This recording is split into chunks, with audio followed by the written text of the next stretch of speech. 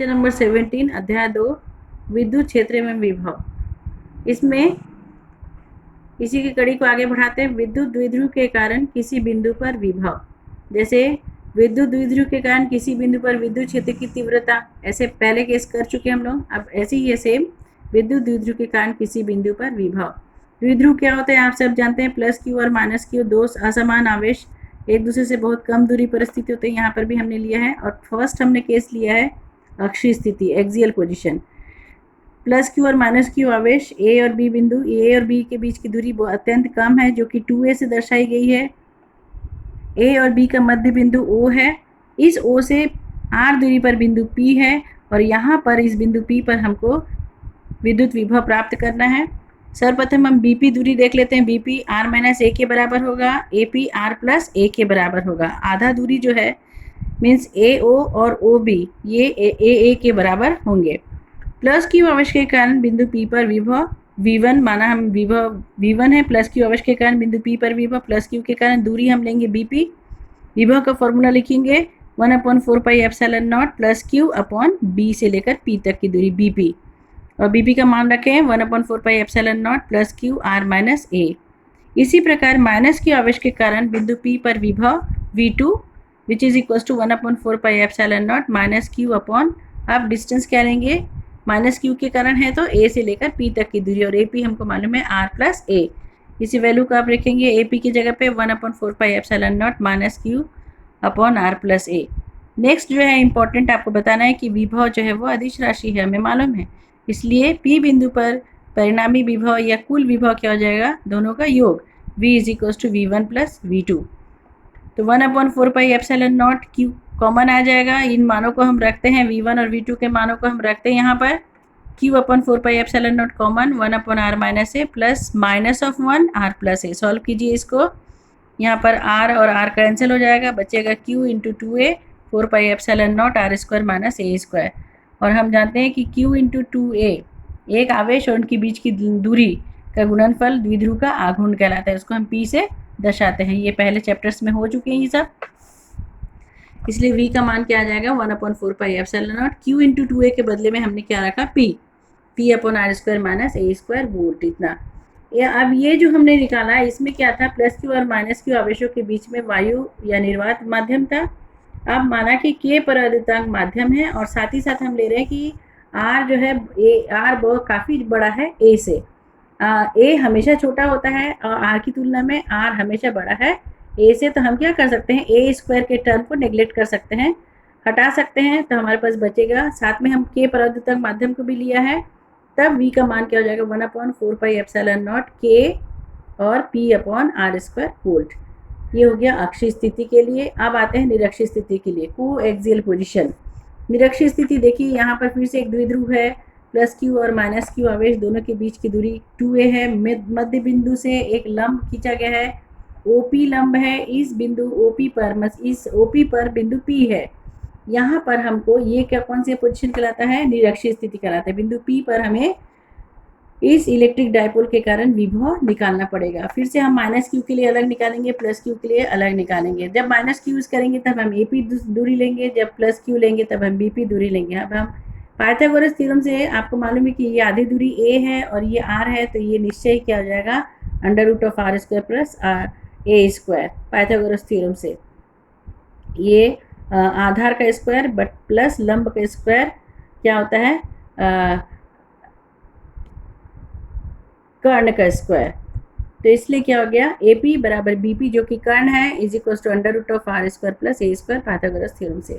अब देखो, plus Q आवेश के कारण बिंदु P पर विभव क्या हो जाएगा, V1 is equal to 1/4 pi epsilon naught plus Q, और डिस्टेंस प्लस क्यू का BP 1/4 pi epsilon naught plus Q √r square plus a square. इसी प्रकार माइनस क्यू के कारण V2 विभव है 1/4 पाई माइनस क्यू और AP। हम देख रहे हैं शुरू से AP और BP जो है बराबर है, तो ये दोनों एक्सप्रेशन भी आपस में बराबर है, V1 और V2। फर्क क्या है, एक प्लस है और एक माइनस है, इसलिए क्या होगा, कुल विभव क्या हो जाएगा, V1 प्लस V2, कुल विभव आएगा 0, बिकॉज V1 और V2 बराबर और विपरीत है, इसलिए V क्या हो जाएगा, बराबर आएगा। मतलब निरक्षीय स्थिति में विद्युत द्विध्रुव के कारण विभव क्या आएगा, 0 आएगा। इसके बाद आ जाते हैं सम विभव पृष्ठ, इक्वी पोटेंशियल सरफेस। वह पृष्ठ जिसके प्रत्येक बिंदु पर विभव समान होता है। बिल्कुल नाम से क्लियर है कि एक माना कि एक पृष्ठ है, ए बी ऐसा अलग बिंदु है, यहाँ पे भी विभव v है, इस बिंदु पर भी विभव v है।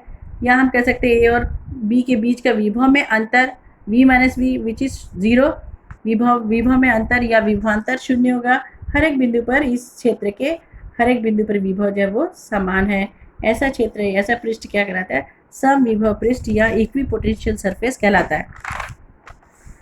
दो बिंदु हमने लिया है ए और बी, और V B minus V A, ये क्या है? विभव में अंतर, अर्थात एकांक धनावेश को ए से बी तक लाने में किया गया कार्य, माना कि ये डब्ल्यू ए है।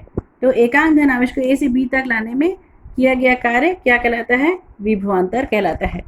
मतलब डब्ल्यू ए बी बराबर क्या होगा? V B minus V A. अब हम क्या बोल रहे हैं कि ए बिंदु पर भी उतना ही विभव है जितना कि बी बिंदु पर है। ए बिंदु पर उतना ही विभव है जितना कि बी बिंदु पर है, अर्थात वी बी बराबर वी ए। इसलिए क्या हो जाएगा? डब्ल्यू ए बी क्या हो जाएगा? 0 आ जाएगा। अर्थात इजीली बोल सकते हैं कि समविभव पृष्ठ के एक बिंदु से दूसरे बिंदु तक एकांक धनावेश को ले जाने में किया गया कार्य 0 होता है। तो समविभव पृष्ठ का एक हमको मिल गया, हमको एक गुण पता चल गया कि हर एक बिंदु पर विभव समान होता है। अब दूसरा गुण क्या मेरे समझ में आया हमको कि समविभव पृष्ठ में एक बिंदु से दूसरे बिंदु तक एकांक धनावेश को ले जाने में कोई कार्य नहीं करना पड़ता है या किया गया कार्य 0 होता है। अब यदि समविभव पृष्ठ है, उस पृष्ठ पर विद्युत क्षेत्र की तीव्रता मान लो कि E है, तो एकांक धनावेश को पृष्ठ में यदि हम थोड़ा सा विस्थापित करना चाहे, dx दूरी तक विस्थापित करना चाहे, तो कितना कार्य करना पड़ेगा? हमको ये फॉर्मूला मालूम है, dw is equal to E dot D x.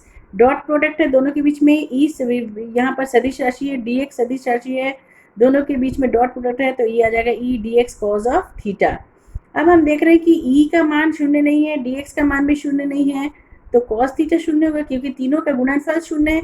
इसका मतलब इन तीनों में से कोई एक तो 0 होगा।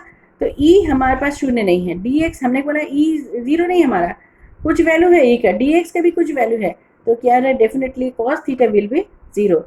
कॉस थीटा 0 मतलब थीटा का मान 90 होगा क्योंकि कॉस 90 कितना होता है? 0 होता है। अर्थात ये थर्ड प्रॉपर्टी आपको पता चली कि समविभव पृष्ठ में विद्युत क्षेत्र E सदैव पृष्ठ के अभिलंबवत होता है, सदैव पृष्ठ के अभिलंबवत होता है। तो यहाँ पर हम देखें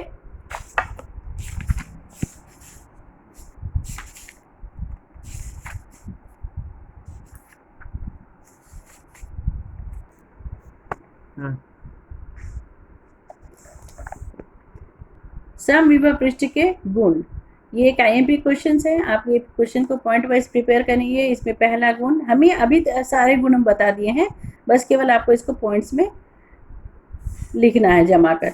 समविभव पृष्ठ के निम्न गुण होते हैं। पहला, पृष्ठ के प्रत्येक बिंदु पर विभव समान होता है। It is very clear from its name, है ना, समविभव मतलब हर एक बिंदु पर विभव समान। दूसरा है, आवेश को इस पृष्ठ में विस्थापित करने में किया गया कार्य 0 होता है। ये हमने सेकेंड पॉइंट में ये हम प्रूफ करके दिखा चुके हैं। मैथमेटिकली किया गया क्या? WAB 0 होता है, हमने प्रूफ कर दिया। थर्ड है, विद्युत क्षेत्र रेखाएं समविभव पृष्ठ के लंबवत होती है, ये भी मैंने बता दिया। कॉस थीटा जो है 0 होता है या थीटा 90 होता है, ठीक है।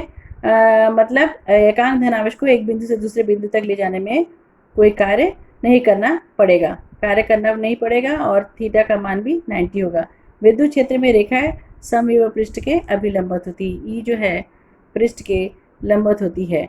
फिर किसी विद्युत चालक का पृष्ठ सदैव समविभव पृष्ठ होता है, ये फोर्थ पॉइंट है। याद रखेंगे इस पॉइंट को कि विद्युत चालक जो कंडक्टर होता है उसका पृष्ठ जो है वो समविभव पृष्ठ का उदाहरण है, किसी चालक का पृष्ठ। क्यों?